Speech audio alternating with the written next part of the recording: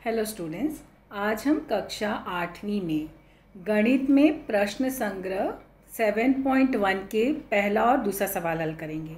लेकिन उस सवाल हल करने से पहले हमें क्या करना है, हमारा जो प्रकरण 7 है उसके बारे में हम पढ़ेंगे। यहाँ पर हम लोग जो है अनुपात, यहाँ विचरण, प्रत्यक्ष विचरण और अप्रत्यक्ष विचरण के बारे में पहले जानेंगे। ठीक है, तो हमारा जो पहला पार्ट है प्रकरण 7 वो है विचरण। ठीक है, विचरण में हमारा दो तरह से होता है, एक प्रत्यक्ष होता है और एक अप्रत्यक्ष विचरण होता है। तो प्रत्यक्ष विचरण क्या होता है, अप्रत्यक्ष विचरण क्या होता है, पहले उसकी जानकारी लेंगे। देखो यहाँ पे एक उदाहरण दिया है।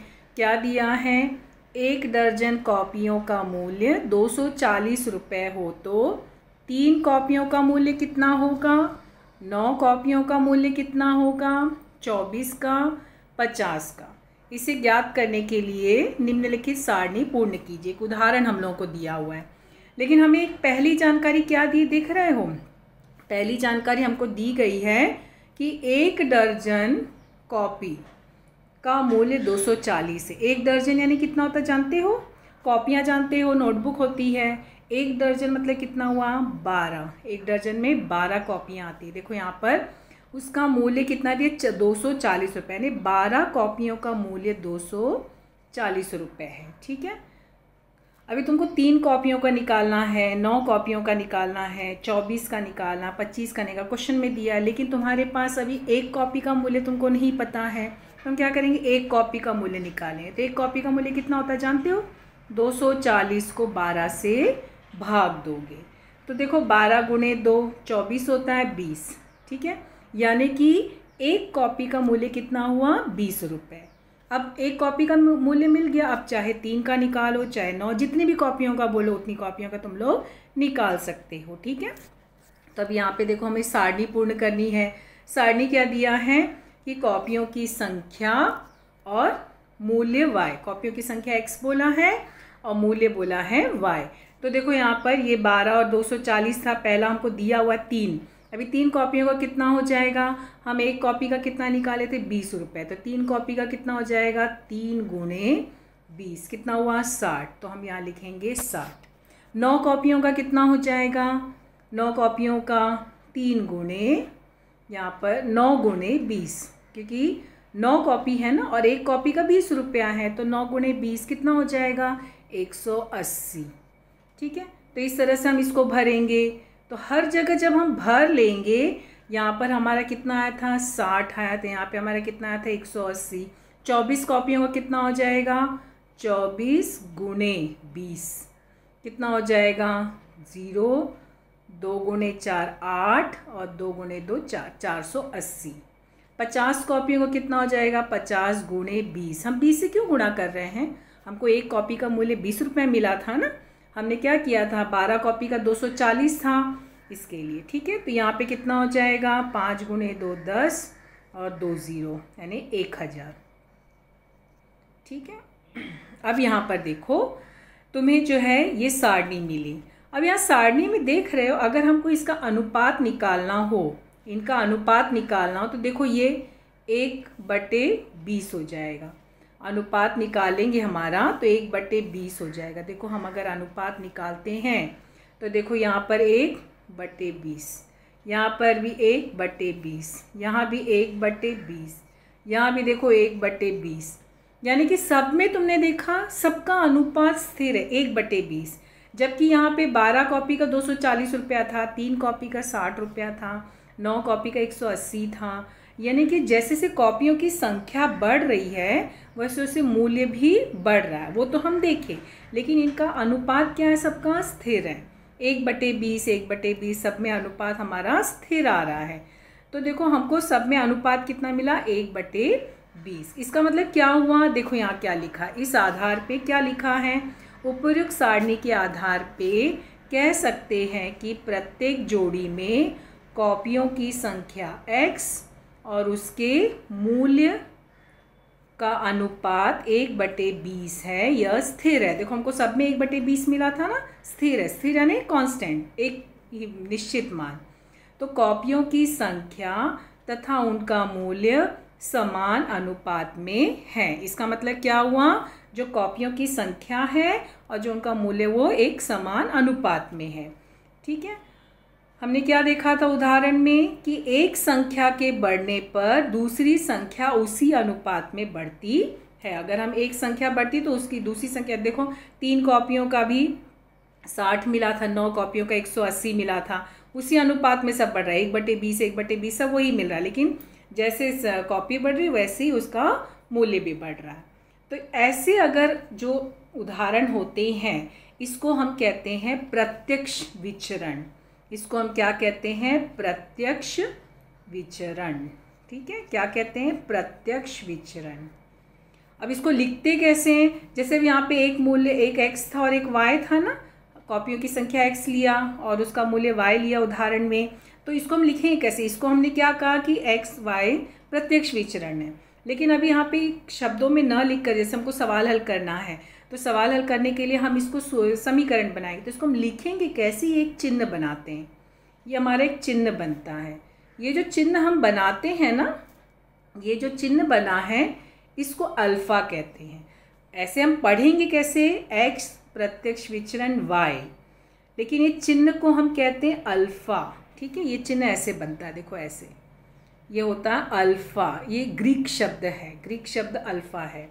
ठीक है, x अल्फा y, और इसको हम लिखेंगे कैसे? ये तो x अल्फा y इसका चिन्ह के रूप में इसको दर्शाए, लेकिन जब हमको समीकरण हल करना होगा, हमें जब तुम्हें कहा जाएगा समीकरण हल करो, तो इसको हम लिखेंगे कैसे? x बराबर ky। हम अल्फा हटा के क्या करेंगे? वहाँ पे बराबर का चिन्ह लगाएंगे और वहाँ पे हम लिखेंगे k जो होगा ना एक अचरांक होगा, k जो होगा वो अचरांक, वो k का मान हमें ज्ञात करना होगा। जैसे भी यहाँ पर हमको हर जगह k 1/20 मिल रहा था, ऐसे तो वो k हमको ज्ञात करना। तो जब भी सवाल हल करना, जब तुम्हें बोला जाएगा कि जो है समीकरण बनाओ, तो ये रूप में आएगा, x जो भी दिया रहेगा और y जो भी दिया रहेगा उसको तुम ये चिन्ह में बनाना, और जब समीकरण को हल करने को बोला जाएगा तब तुम लोग ये समीकरण लेके हल करना, x बराबर ky। समीकरण हल करते समय इसको लेना, लेकिन अगर समीकरण के रूप में दर्शाना है तो इसको लिखना। ठीक है, अभी देखो हम उदाहरण देखेंगे नीचे। पहले तो परिभाषा है, देखो यहाँ पे क्या बोला है, x और y, अगर देखो यहाँ पे हेडिंग देना प्रत्यक्ष विचरण, अपनी कॉपी में लिखना है, हेडिंग दोगे प्रत्यक्ष विचरण डायरेक्ट वेरिएशन, ये हेडिंग दोगे, फिर ये परिभाषा लिखोगे, x और y समान अनुपात में हैं। इस कथन को हम x और y में प्रत्यक्ष विचरण है या x और y के बीच प्रत्यक्ष विचरण इस प्रकार लिख सकते हैं। ठीक है, इसी प्रकार इस कथन को गणितीय भाषा में चिन्ह का उपयोग करके x, देखो ये x अल्फा y ऐसे लिख सकते हैं। ठीक है, और यहाँ पे अल्फा क्या है? ये क्या है? चिन्ह अल्फा है, और यह विचरण के लिए उपयोग किया जाने वाला ग्रीक अक्षर, ये सब लिखना अपने कॉपी में। हाँ, और फिर उसके बाद यहाँ पे उसके नीचे फिर लिखना, फिर एक लाइन छोड़ कर लिखना, x अल्फा y को समीकरण के रूप में x बराबर ky लिखते हैं।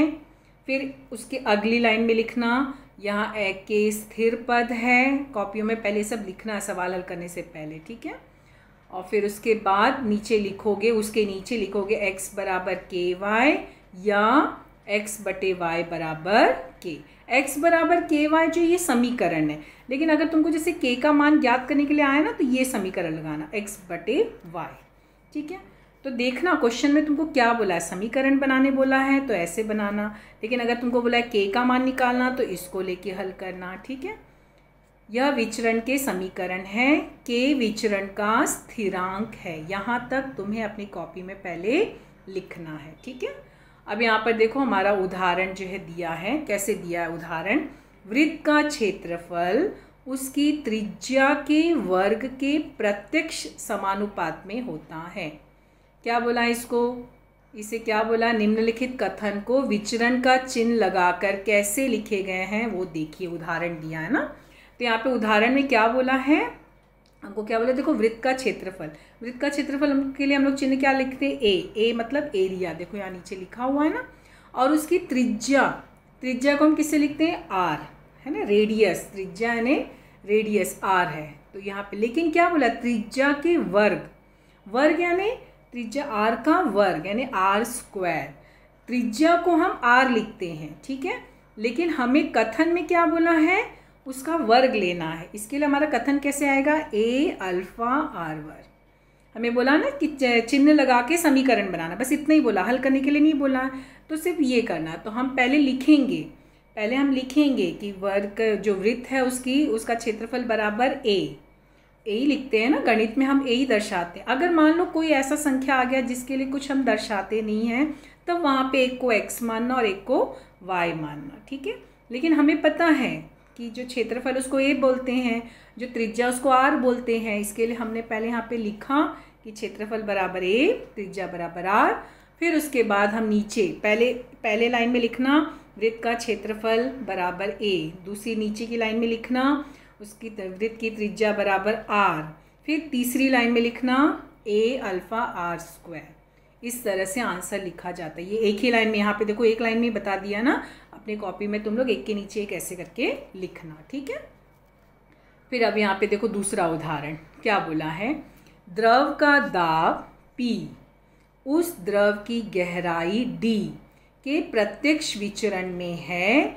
इस कथन को, अभी हमें इस कथन को क्या है, जो द्रव है, द्रव यानी क्या होता है जानते हो, लिक्विड, कोई भी लिक्विड चीज़, कोई भी जो है लिक्विड चीज़ जो पानी के रूप में हो, लिक्विड जो उसको द्रव बोला जाता है, मालूम है, द्रव, ठोस, गैस, तीन अवस्थाएं होती है ना वस्तुओं की, जो कड़क होते हैं, मजबूत होते हैं, वो द्रव होता है, ठोस होता है, फिर द्रव होता है जो गैसीय रूप में है वो गैस होता है। तीन तरह के वस्तुओं के जो है स्वरूप होते। तो यहाँ पे क्या बोला, द्रव, द्रव यानी लिक्विड, उसका दाब, दाब यानी प्रेशर, जैसे पानी बहता है, तुमने देखा ना पानी का प्रेशर होता है, पानी के प्रेशर से देखो सब काफ़ी चीज़ें बह जाती हैं।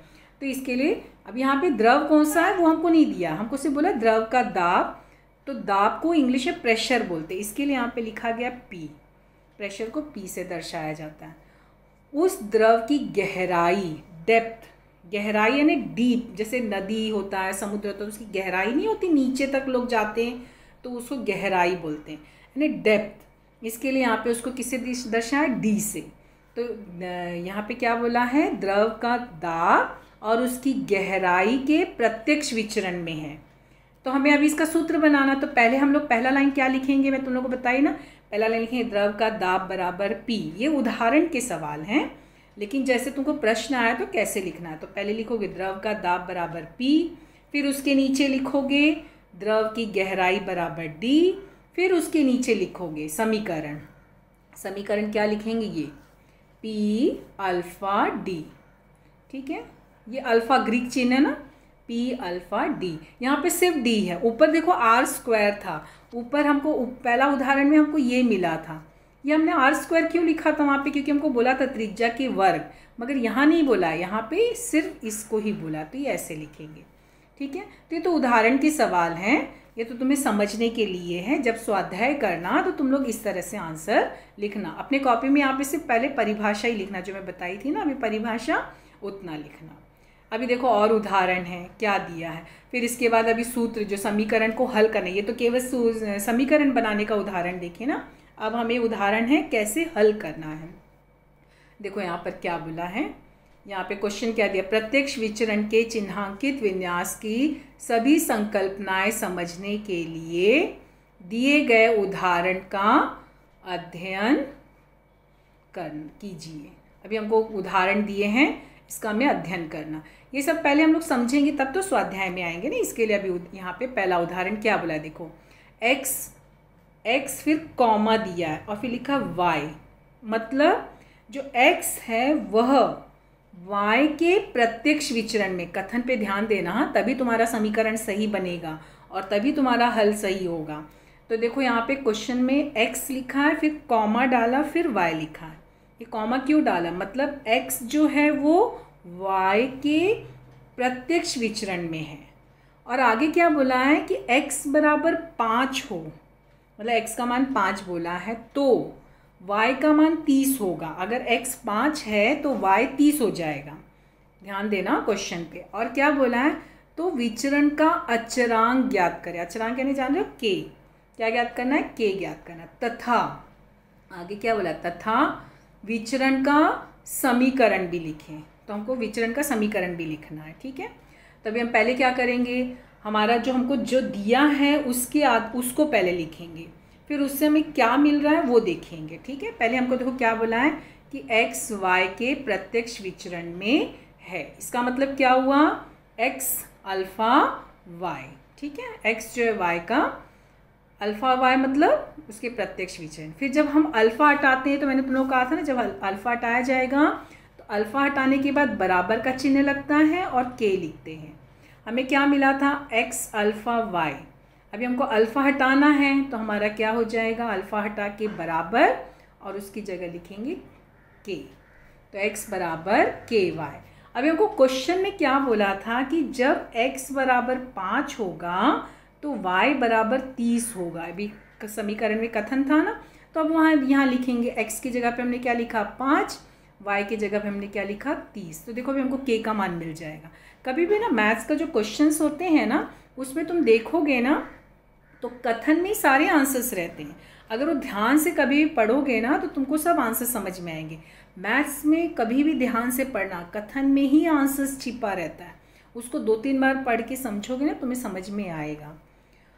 तो y क्या हो गया, k का मान मिलेगा। k बराबर क्या हो जाएगा 1/6। कैसे आया 1/6, k बराबर, देखो ये क्या किया हमने, ये जो 30 है ना इसको पक्षांतर करोगे तो 5/30 बराबर k। ये 30 यहाँ देखो गुणा है, इसके लिए यहाँ आके वो क्या हो गया, भाग हो गया। फिर यहाँ 5 गुणे 1 5 और 5 गुणे 2 5 गुणे 6 30। तो ये देखो k का मान क्या मिला, k बराबर 1/6, ठीक है। तो तुम लोग अपने कॉपी में हल करते समय हल करके दिखाओगे। यहाँ पे डायरेक्ट लिख दिया गया ना, तुम लोग डायरेक्ट नहीं लिखना। k बराबर 1/6, तो विचरण का अचरांक, ये अचरांक है, अचरांक का मान मिल गया, ठीक है।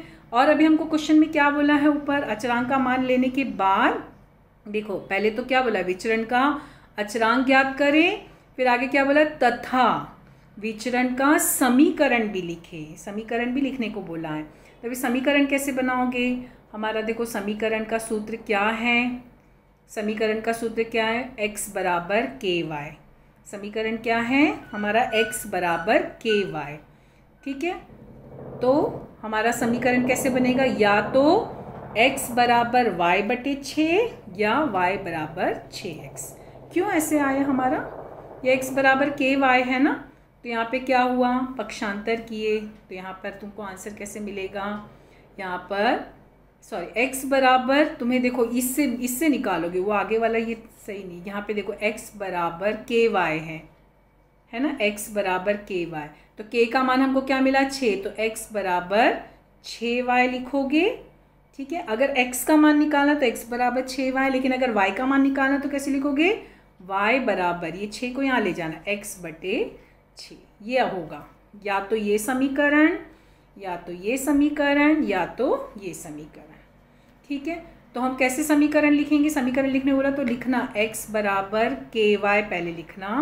फिर अभी हमको k का मान मिला है ना, तो यानी x बराबर 6y ये लिखना। उसके नीचे मतलब तुमको समीकरण देखो, कभी हमको x का मान निकालना होता है, कभी हमको y का मान निकालना होता है। तो जब x का निकालेंगे तो ये समीकरण लगेगा, लेकिन अगर y का निकालेंगे तो क्या होगा, y बराबर x/6 क्यों हो गया है, देखो ये 6 को पक्षांतर किए, गुणा था तो यहाँ जाके भाग हो गया, तो ये समीकरण होगा, ठीक है।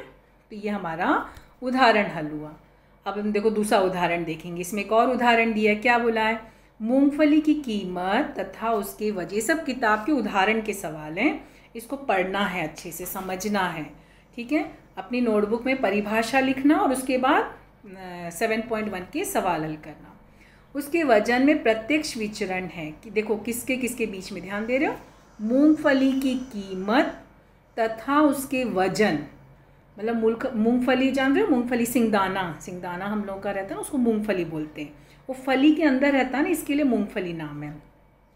तो उसकी जो कीमत है, मूंगफली की जो कीमत है, कीमत यानी उसको कितने में मिलता है, उसका कॉस्ट, उसके वजन यानी जान रहे हो, वेट होता है ना, 1 ग्राम 2 ग्राम 4 ग्राम 5 ग्राम, तो जो उसका वजन उसमें प्रत्यक्ष विचरण है, ठीक है। आगे मतलब अभी देखो ऊपर वाले क्वेश्चंस में तुम्हें बोला गया था ना ये इसके प्रत्यक्ष विचरण है, लेकिन अभी यहाँ पे मूंगफली की कीमत और वजन तो एक्स वाई हमको दिया नहीं है, तो हम क्या करेंगे, एक्स वाई जब नहीं दिया ना तो हम लोग क्या करेंगे, वहाँ पर एक को एक्स मानेंगे और एक को वाई मानेंगे। फिर आगे क्या बोला देखो, 5 किलोग्राम मूंगफली की कीमत 450 रुपये है। ठीक है, 5 किलोग्राम बोला है, मूंगफली की कीमत 450 रुपये है, 5 किलो मूंगफली की। तो तुम्हें क्या बोला है, 1 क्विंटल मूंगफली की कीमत ज्ञात करो। देखो 5 किलोग्राम का तुम्हें मिला है 450 रुपये। तो अभी 1 क्विंटल जानते हो क्या होता है, 1 क्विंटल में कितने किलोग्राम होते हैं देखो 1 क्विंटल में 100 किलोग्राम होता है। ठीक है, तो हमें यहाँ पे 5 किलोग्राम का दिया है ना, तो अभी हम 100 किलोग्राम का निकाल सकते हैं, वो 1 क्विंटल हो जाएगा। तो अभी देखो हल कैसे किया गया, देखो यहाँ पे उदाहरण में क्या बोला, माना मूंगफली की कीमत x तथा मूंगफली का वजन y है। ऐसे अभी क्योंकि यहाँ पे x y तो कुछ दिया नहीं, इसके लिए मानना पड़ा हमको, तो हमने क्या किया, कीमत को x माने और उसके वजन को y माने। अभी क्वेश्चन में क्या बोला है, उनमें प्रत्यक्ष विचरण है, इसके लिए यहाँ पे लिखा गया है x तथा y में प्रत्यक्ष विचरण है। ये दिया गया ना क्वेश्चन में, यानी इससे क्या मिला, x अल्फा y, ये क्या है, हमारा चिन्ह है, ये हमारा क्या है, चिन्ह के साथ लिखे ना। लेकिन जब ये तो हमारा स्वरूप हो गया, लेकिन हमको समीकरण बनाना है क्योंकि हमको सवाल हल करना है, तो सवाल हल करना है तो हम क्या लिखेंगे, x बराबर के वाई। ठीक है, x बराबर के वाई। अभी हमको क्या बोला है कि अगर यहाँ पर x 450 रुपये होने पर y बराबर 5 होता है। यहाँ पे x 450 क्यों लिखा है, देख रहे हो, क्या बोला, मूंगफली की कीमत x माना है और 450 रुपये मूंगफली, इसके लिए x क्या है, 450। ये भी ध्यान देना, हाँ, लिखते समय तुमने किसको x माना है तो वो यहाँ पे क्या लिखा है, किसको तुमने y माना है, तो क्वेश्चन के कथन में y क्या दिया है वो ध्यान से, हाँ, तभी सब राइट होगा। अगर मान लो ध्यान नहीं दोगे तो रॉन्ग हो जाएगा, सारे कैलकुलेशन रॉन्ग हो जाएंगे। तो यहाँ पे क्या हुआ, x का मान 450, y का मान 5, तो हमारा समीकरण है ना x बराबर के वाई। देखो ये हमारा समीकरण x बराबर के वाई, तो x 450 लिखे और y कितना है 5, के ऐसे ही रहेगा, बीच में गुणा का चिन्ह है। अब जब गुणा का चिन्ह है तो ये y को पक्षांतर करोगे तो क्या हो जाएगा, भाग हो जाएगा, तो 450 बटे 5 बराबर के वहाँ ऐसे ही रहेगा। तो अभी कितना कटा, देखो 5 गुणे 9 90, यानी के का मान हमको कितना मिला, 90 मिला। तो के बराबर हमको कितना मिला, 90। देखो के का मान 90 मिला ना, अचरांक मिल गया। अब देखो के का मान मिल गया तो अब हमारा समीकरण से निकालेंगे। अभी हमको क्या निकालना है, कितना निकालना है, के का मान निकल गया, अभी हमको क्विंटल में निकालना है ना, 1 क्विंटल। लेकिन उनको क्वेश्चन में क्या बोला, 1 क्विंटल यानी 100 किलोग्राम, तो हम 100 किलोग्राम लेके हल लिखेंगे क्योंकि हमारा जो समीकरण बना वो किलोग्राम से बना है ना। तो इसके लिए हम यहाँ पे क्या लिखेंगे, अब यहाँ पे y बराबर क्या लिया हमने, 100। y क्यों 100 है, क्योंकि y जो है वो मूंगफली का वजन है, x जो है वो कीमत है, इसके लिए y बराबर 100। मैंने कहा ना लिखते समय ये चीज़ों का ध्यान देना, हाँ। फिर x बराबर क्या हो जाएगा, देखो हमारा समीकरण बनाना था x बराबर के वाई, समीकरण बनाना हमारा ऊपर x बराबर के वाई। देखो ये हमारा समीकरण है, के हमको कितना मिला, 90 मिला है और y कितना है, 100 है, तो 90 गुणे 100 कितना हुआ, 9000।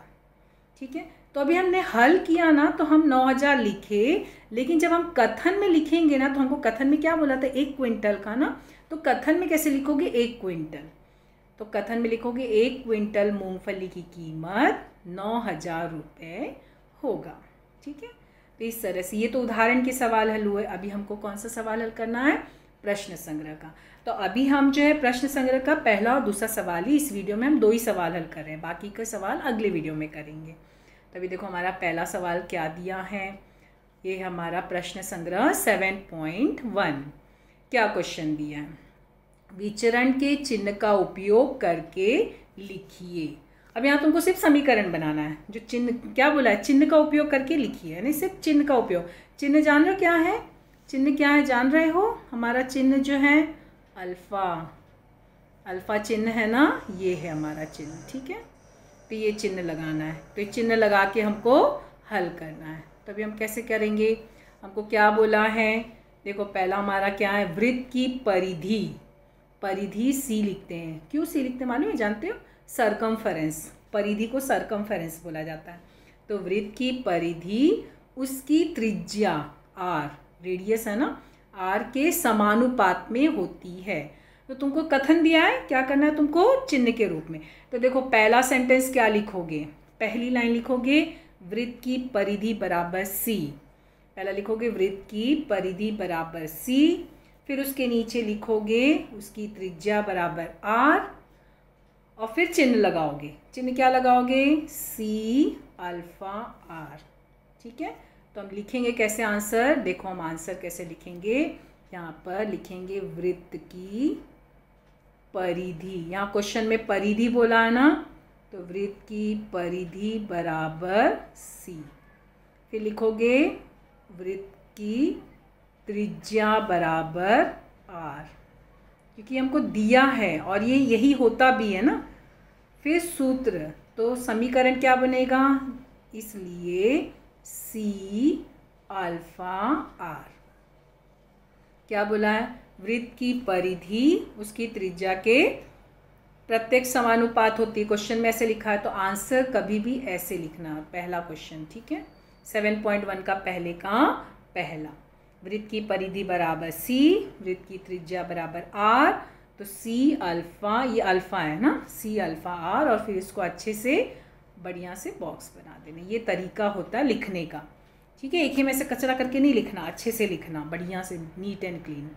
अब दूसरा देखते हैं, अगला क्वेश्चन क्या बोला है, कार से भरा हुआ पेट्रोल एल, उसके द्वारा तय की गई दूरी डी प्रत्यक्ष विचरण में होती है। अभी तुमको सिर्फ चिन्ह लगा के लिखने को बोला है, इसके लिए हमको सिर्फ चिन्ह लगा के लिखना है, लेकिन हमको पहले बताना है क्या बोला है, कार में भरा हुआ पेट्रोल एल, पेट्रोल जानते हो ना लीटर में होता है, पेट्रोल जो होता है लीटर में, इसके लिए एल दिया है, और उसके द्वारा तय की गई दूरी, दूरी यानी डिस्टेंस, इसके लिए डी बोला है। तो हम कैसे लिखेंगे, कार में भरा हुआ पेट्रोल, पहली लाइन लिखेंगे कार में भरा हुआ पेट्रोल बराबर एल, ये हमारा पहला लाइन। फिर उसके नीचे की लाइन क्या लिखोगे, उसके द्वारा नीचे, उसके नीचे लिखना उसके द्वारा तय की गई दूरी बराबर डी, ठीक है। उसके बाद क्या लिखोगे, अब तुम्हें सूत्र बनाना ना, अब तुम्हारा समीकरण बनेगा, क्या समीकरण बनेगा, एल अल्फा डी, समीकरण क्या बनेगा, एल अल्फा डी, हमको बोला है ना पेट्रोल का उसकी दूरी से प्रत्यक्ष विचरण, एल अल्फा डी, समझे। इस तरह से समीकरण, तो हम आंसर कैसे लिखेंगे, पहली लाइन में लिखो कार में भरा हुआ पेट्रोल बराबर एल, फिर उसके नीचे लिखोगे उसके द्वारा तय की गई दूरी बराबर डी, और फिर उसके नीचे इसलिए का चिन्ह बनाना, एल अल्फा डी, और उसको बॉक्स में लिखना। इस तरह से आंसर हल करने के लिए नहीं बोला था, इसके लिए यहाँ तक ही आंसर कंप्लीट है, ठीक है। तुमको से बोला ना चिन्ह का उपयोग करके लिखिए, तो ये हमारा पहला क्वेश्चन कंप्लीट होता है। अब दूसरा क्वेश्चन देखते हैं, क्या बोला है, सेब का मूल्य तथा सेबों की संख्या में प्रत्यक्ष विचरण है, इस आधार पर निम्नलिखित सारणी पूर्ण कीजिए। तुम्हें जो है सारणी पूरा करना है। तुम्हारा देखो क्वेश्चन में दिया हुआ है सारणी, टेक्स्ट बुक में तुमने देखा होगा क्वेश्चन में सारणी दी गई है, तो तुम जो है सारणी पूरी करोगे। अब टेक्स्ट बुक उठाना और उसमें देखना जो सारणी दिया है उसमें सेब का मूल्य, अब देखो सेब का मूल्य तुम्हारा कुछ जो है क्वेश्चन में क्या बोला है, उसको x बोला है, ठीक है, और जो उसकी संख्या है उसको बोला है y, ये y बोला है और वो x बोला है। तो तुम्हारी बुक में देखना सारणी में, तो जैसे 1 है तो उसमें 8 बोला है, सारणी में 1 8 दिया है, ठीक है। x और y जो सारणी दी है ना, तुम्हारा जो है टेक्स्ट बुक लोगे 7.1 देखो पेज नंबर 36 पर है, तो वहाँ पर तुम देखोगे सारणी इस तरह से बनी है। तो वहाँ पे 1 8 दिया है, 4 12 दिया है, ठीक है। फिर उसके बाद देखोगे तो यहाँ पे डॉट डॉट डॉट 56 दिया है, यहाँ पे डॉट डॉट डॉट दिया, डॉट डॉट डॉट मतलब क्या हुआ, तुम्हें उसको भरना है, बोला ना सारणी पूर्ण करना है, ठीक है। और 12 के साथ डॉट डॉट डॉट दिया है और यहाँ पे 160 दिया है, तो ये तीनों डॉट्स हमको भरने हैं। अब देखो तुम्हें 1/8 दिया है, यहाँ पे 4 और 12 दिया है, ठीक है।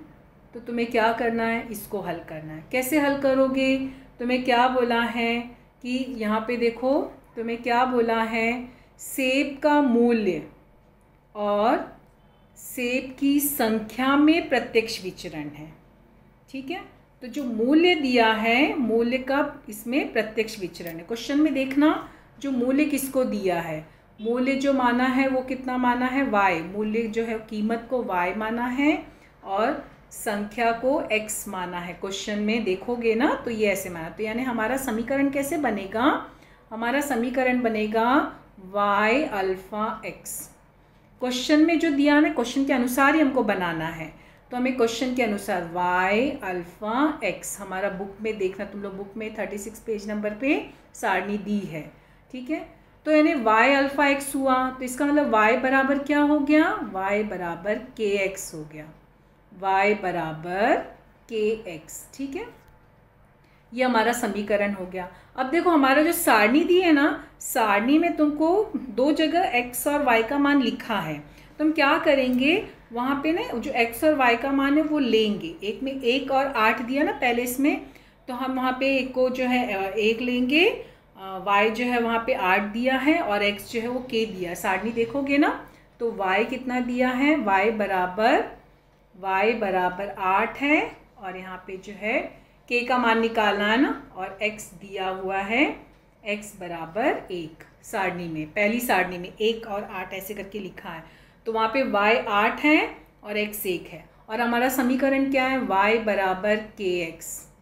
तो क्या हो जाएगा, यहाँ पे k और गुणे 1 और ये 8, क्योंकि y 8 है ना और x 1 है और k ऐसे, तो क्या मिला देख रहे हो, ये तुम्हारा जो है ये गुणा है, यहाँ के पक्षांतर करोगे तो भाग हो जाएगा, लेकिन 1 है तो 8/1 8 ही होता है ना, बटे में 1 जो होता है तो संख्या वही होती है। तो k का मान कितना मिला, k बराबर 8, k बराबर 8, k का मान मिल गया। अब जहाँ जहाँ डैश है वहाँ वहाँ पे उसको ज्ञात कर लो। हमारा जो है पहला दिया है, दूसरा दिया, तीसरे में हमको जो है 56 दिया है, y 56 दिया है, x का मान निकालना है। जो सारणी देखोगे तो थर्ड कॉलम में y 56 दिया है, x का मान निकालना है। तो हमारा समीकरण क्या बना, देखो हमारा समीकरण बनेगा y बराबर kx, ठीक है। y 56 दिया है, k हमको अभी कितना मिला, 8 मिला, x निकालना है। क्वेश्चन में देखना सारणी में कभी x निकालना होगा, कभी y निकालना होगा, तो क्या हो जाएगा हमारा यहाँ पे, ये 8 को पक्षांतर करोगे तो 56/8 इज इक्वल टू x। तो 8 को जो है पक्षांतर करो तो कितना हो जाएगा, 8 गुणे 7, तो x का मान कितना हुआ, 7। तो जो तुम्हारा तीसरा कॉलम है ना उसमें x की जगह पे क्या लिखोगे, 7, तो तुम्हारी सारणी भरेगी। पहली सारणी में तुम्हारा 1 और 8 दिया है, दूसरी सारणी में 4 और 12 दिया है, लेकिन तीसरी सारणी में x की जगह पे डॉट डॉट डॉट दिया है, 56 दिया, तो वहाँ पे क्या आंसर मिला, 7, ठीक है। फिर उसके बाद चौथा कॉलम, चौथे कॉलम में तुमको दिया है 12 क्या दिया है, x बराबर 12 दिया है, ठीक है। हमारा समीकरण क्या दिया है, y बराबर kx, और चौथी सारणी में x बराबर 12 दिया है, y निकालना, तो y बराबर क्या हो जाएगा, k हमको 8 मिला है ना, 8 गुणे 12 कितना हो जाएगा, 12 गुणे 8, 8 2 ज़ा 16, 8 1 ज़ा 96, तो कितना हो गया, 96। तो ये हमारा चौथा कॉलम हुआ। x बराबर 12 प्रश्न में दिया है और सारणी में डॉट डॉट डॉट दिया, तो वहाँ पे क्या लिखोगे, 96। ये तुम्हारा फोर्थ इसमें बॉक्स में, ठीक है, फोर्थ कॉलम में।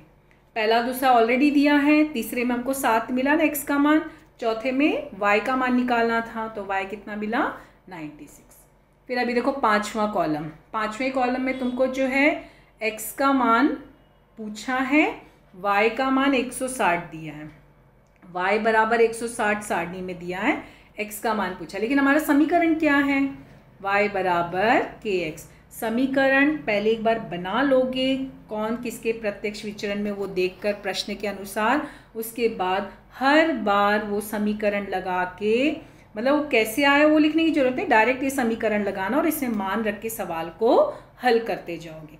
लेकिन ये समीकरण ये लिखना जरूरी होगा हर बार। हाँ, y बराबर kx, तो y बराबर क्या हो जाएगा, k हमको कितना मिला है, k हमको जो है y बराबर kx है ना, y बराबर kx और y हमको कितना दिया 160, तो y 160 मिला है, k का मान कितना है 8 मिला हुआ ना हमारे, हमको k का मान हर बार वही सेम आएगा जो हमको मिला ना फर्स्ट टाइम, वही लेना हमेशा। ठीक है, अब यहाँ पे देखो यहाँ गुणा है तो क्या करोगे, भाग करोगे, तो यानी 160 बटे 8, क्यों बटे आ गया, गुणा था तो यहाँ के भाग हो गया। अब देखो 8 गुणे 2 16 और 20, तो x का मान कितना आया 20। ठीक है, ये अब ये हल कैसे करना ना, सारणी के नीचे तुम लोग हल करोगे, सारणी जैसा बुक में दिया उसे सारणी बना लेना, डॉट डॉट डॉट दिया उसको डॉट डॉट डॉट लिख लेना, सब वैसे ही रखना सारणी। सारणी के नीचे नंबर 1 नंबर 2, नंबर 1 से तो तुमको समीकरण k का मान मिल जाएगा, k का मान नीचे मतलब हल करना y अल्फ़ा x, फिर y बराबर kx। ठीक है, फिर y का मान पहली सारणी में 1 और 8 ऐसे लेके हल करोगे ना तो तुम्हारा हल हो जाएगा समीकरण। ठीक है, तो इस तरह से हम लोग जो है ये क्वेश्चन नंबर 2 हल करेंगे, और उसके बाद फिर नंबर 3 नंबर 4 नंबर 5 ऐसे करके नंबर डाल के x का मान निकालना है कि y का मान निकालना है, वो ऐसे मान रख के उसको हल करना, तो तुमको आंसर्स मिलते जाएंगे। और फिर जब आंसर मिल जाएगा फिर वो सारणी में कैलकुलेशन नहीं करना, सारणी को एकदम नीट एंड क्लीन रखना, अच्छे से साफ सुथरा, उसमें कैलकुलेशन सारणी के नीचे करना और वो भी अच्छे से। ठीक है, ऐसा रफ कार्य नहीं, अच्छे से समीकरण लिख के, और फिर आंसर्स जो होंगे वो उसमें तुम लोग सारणी में लिखोगे। ठीक है, इस तरह से हमारा ये 7.1 का पहला और दूसरा सवाल जो है वो हम लोग कंप्लीट करते हैं। ठीक है, थैंक यू।